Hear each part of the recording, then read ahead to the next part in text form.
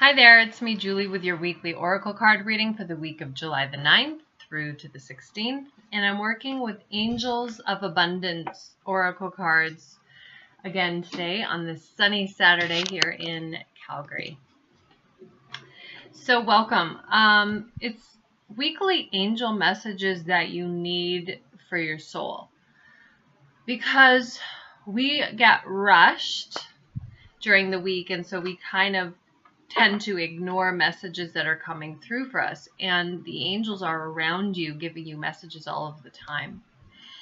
And there's nothing wrong with you. You're not crazy. You really are hearing them.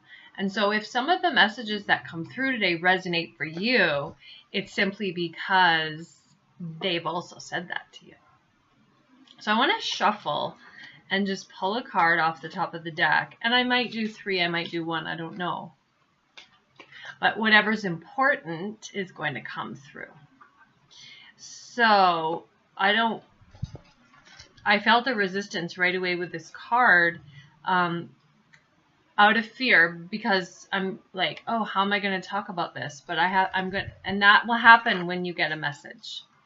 Is sometimes when you're rushing and you have like pain or frustration around the message, you will block the message and then you won't listen to the message. And that was a good demonstration of what that looks like, as I saw sever vows of poverty, and then it kind of, the possibility is that it's an opportunity for me to deal with what's happening inside me and around me. But I don't like this message, sever vows of poverty, because it can imply that in some other life I agreed to saying to the universe that maybe I didn't want to be rich, or that I deserved to be poor in other lifetimes. And that makes me just want to sink through the floor, because I know in this lifetime that I'm a child of God and that I deserve to be blessed and abundant. And I know that I've worked really hard on that level of consciousness. So then when this comes up, I kind of go, oh, this is still an issue for people. And you may not know it, but maybe in another life you had a vow. Maybe you were a nun or a monk, or you said it for some other reason. But let's read the message on the card and work through this. And this is an angel message that was channeled by Dorian and Grant Virtue, who channeled these cards. It says, "Dear one, there's no need to suffer or sacrifice." You know, a lot of people in the spiritual community may have an idea or an image in their mind that that they should suffer, that they should be poor, that they should not have a lot of food or a lot of supplies, and that kind of thing. Sorry for showing you my armpit. But that's actually not the case. The case is that you're meant to be blessed. The next message says, hold the intention of undoing vows of poverty. I don't know. I feel the other resistance I have around this. Well, one theory is that you can work with the angels to sever these vows. But then something in me says that that's not all the work that needs to be done. I don't think it's enough just to work with angels and do energy work. I know that that's a form of prayer. When we work with angels in an angel therapy type of way, that it can help. It truly can. But if your mind is not in agreement with God, meaning you don't agree that, yes, I'm blessed, you don't agree that, yes, I deserve good things, this is not going to be enough. But both of them together could really help you. So hold the intention of undoing any vows of poverty or self-denial. Now this does resonate for me in terms of a lot of people that I know and work with, is they have self-denial. And actually I have a lot of self-denial too. That's more like in terms of my emotional feelings. I'm like, no, I'm not that upset. Because I have this image in my mind, a spiritual idea that says, well, I should be more evolved than to get upset about that. But sometimes that's still a form of denial, which is not healthy. So, but in this case, it's self-denial in terms of, and how they mean it is like, oh, it's okay. No, it's okay. Don't give me anything. Does that sound familiar for some of you? Where the universe or other people are trying to give to you, and you're kind of saying, no, no, no, it's okay. I don't need anything. Don't do that. The angel said, don't do that. If you've done that consciously or unconsciously in any lifetime. So maybe it's coming up and you're not even aware that you're doing it in this lifetime. Same thing with compliments. Oh my God. I know somebody right now that has a hard time taking compliments. That's so funny. It's a form of denial. Like when good is trying to come through, you should say thank you and graciously receive what's being offered for you. Yeah? As you do so, all effects of these vows will be undone for everyone in all directions of time. So let's hold, this is an opportunity for us to hold the intention to sever vows of poverty now. Whether it's just money, no precursor just, whether it's money, whether it's somebody offering you their time, whether it's you slowing down and not denying your own time. Because sometimes we rush, the angels say, and we deny our right to enjoy this moment. That's also enjoyment of this moment. That is being in the flow of abundance. I kid you not. So whatever form that shows up for you, whether it's receiving compliments or gifts or money or time, somebody else's time, if they offer you their time, you say, no, no, I don't want to bother you. Don't do that. Don't do that, because when you receive, then you're in a better position to give money, time, energy, and effort, and joy. And joy, because when you block positive energy, you block the emotion of joy. Yeah? Now, I love that last message on the card. It says, when you hold the intention that it will heal you in all directions of time. I know that was Doreen Virtue that said that, because I've been hearing her say that for years. That was not grand. Well, maybe it was, but I don't think I'm wrong about that, because she says that a lot. It's so powerful. It's so powerful in all directions. And I know what she means. Because there's no such thing as time. So when you heal something now, you're healing it forever, which means it's an opportunity to also heal what was done in, I don't know, Egypt pre-dynasty, right? In the 5th dynasty of Egypt, I mean. You know, if you're healing that vow of, no, no, no, it's okay, right? Because you're saying to the universe, no, I don't want good. And the universe hears that, and then they say, oh, she doesn't want good, so let's send her suffering and other forms of not good, right? So what are the angels saying? They're saying when you heal an issue now at this stage in your life, you're not just healing it for the life that's around you, you're healing it for your past life self. You know, but is it possible that you are timeless and that the you of you, the consciousness of you is in all directions of time, right? So I know that sounds like I'm running off, but I know what I feel what I'm saying to you, so hopefully you do too. So hold the intention at the beginning of this week to sever vows of poverty. Now, I mentioned earlier that there was that you could work with the angels in order to do some energy work to heal that. I do know that Archangel Raziel. Let's see if I have a picture of him that's close by. I'm going to have to get up. I don't have a picture of him close by. I would have to get up, and then you would see my shorts, and it's not pretty. I'm kidding. Now I feel like I should just get them. Okay, hang on. They're Red Canada shorts. They're not that bad.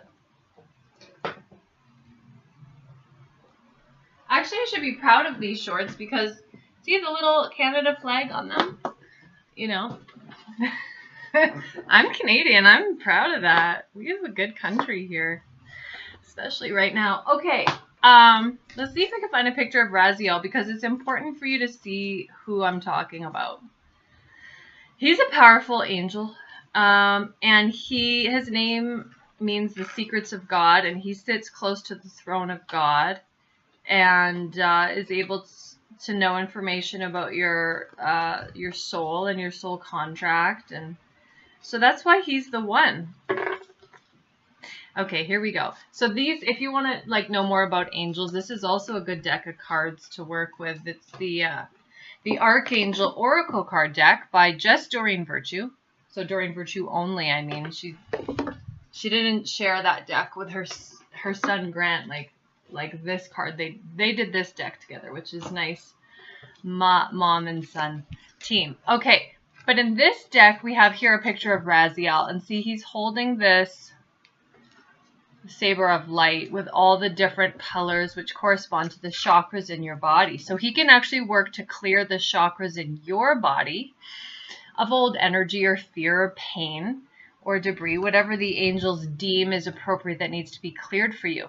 And you might, I want to just not correct, but add on to the message I gave you earlier, why I said I don't think that this alone can help. But what I'm also hearing right now is that sometimes we have a resistance to changing things on the mental level because there's an energy block. And when we have an energy imbalance, then I think it's emotional, and the angels can help to clear some of the energy in your aura, in your chakras, in your body, so that it might make it easier for you to now affirm that I deserve good. So please don't think that I'm opposed to the energy work with the angels. I'm just saying it's not enough to raise your consciousness. And then like it can be, but you need to do your work too. And work with your spirit and your mind and your body and your emotion together as a team with the angels. I mean, you're unstoppable. I mean, there's nothing better. There's nothing more I would recommend. I wouldn't recommend anything more. Like the angels and doing your own work, it's enough. You're good. I'm just saying do both. Do your work and call on the angels. Okay? It's a team effort. They want me to talk about the card on the top of the deck. I don't feel like this is for like a specific day of this week, but just for every day, is be organized. For success, this is very important message because we want to have success, but we need to be organized. And that means doing things when the angels tell us to do it. If they tell you to go order your passport, go do that when they're telling you. For example, if they're telling you to go clean up your room, go and do that. And then because when you don't listen, it makes it hard for that miracle to come through for you now. It says, do not let the word organize intimidate you, as it is simply a way for you to ensure clarity of purpose. Yeah, because when we have sort of like an organized space, we feel more purposeful and we feel more clear. Organizing your thoughts. I like that. Organizing your thoughts, your reports, your living and workspace, and your finances will help you know and plan your next action step. You know, organizing your finances means like paying your bills on time. Your workspace, very important. I should have those cards here. That would be organized. Now they're there because I got them when I got the message to get them. Remember? And you saw my red shorts? Lucky you. All right. And your thoughts. Oh, God. How do we organize our thoughts? Well, the first thing that came into my mind is journal. I mean, I love to journal. I journal every day in the morning, 3 pages in my 8x11 notebook. 8x11 notebook just kind of looks like this. This is not that. It's not the journal I use, but it's like this. Like, I mean, it's $2.50 at the dollar store. And then you just get up and you write. These are other notes I have for my my purposes, but you can just get up and write, and it helps me to organize my thoughts because I get up and I have like thoughts about what I dreamt about, because I always dream very vividly, so I want to write about that and see if I can download the meaning or analyze the meaning or whatever I feel like I want to enjoy doing in the morning. And then like anything I'm worried about, anything that scares me, anything I feel an emotional connection to, and then by the end I feel so clear and ta-da, I've organized my thoughts. So you can do that too, but just don't read it after, and don't read your journal to anyone after, because it's just crap, right? It's like brushing your teeth in the morning. It's organizing your thoughts.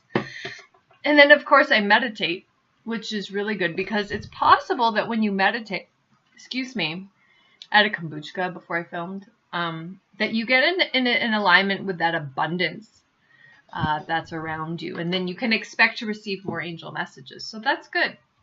I feel like 2 cards is enough. So I'm going to trust my guidance. I'm going to put these away now, share some announcements with you, and then we're done. Next Friday, July the 20th, I'm going to be doing an angel reading circle at Joy and Vitality Center in Quarry Park. That's 163 Quarry Park Boulevard from 7 to 8 p.m. We're going to be in the yoga studio, and I'm going to read everyone This is so much fun for me. Tickets are by donation. There's a donation amount. Of course, you can add more if you'd like. They're on sale now at juliespiritualhealer.com under my events page. And I wish you well. I hope you have a beautiful week. I'll see some of you in Edmonton next month on the 24th. We're going to have a night with spirit. Very exciting too. And enjoy the Stampede for those of you here in Calgary. Mwah. Love you. Bye-bye.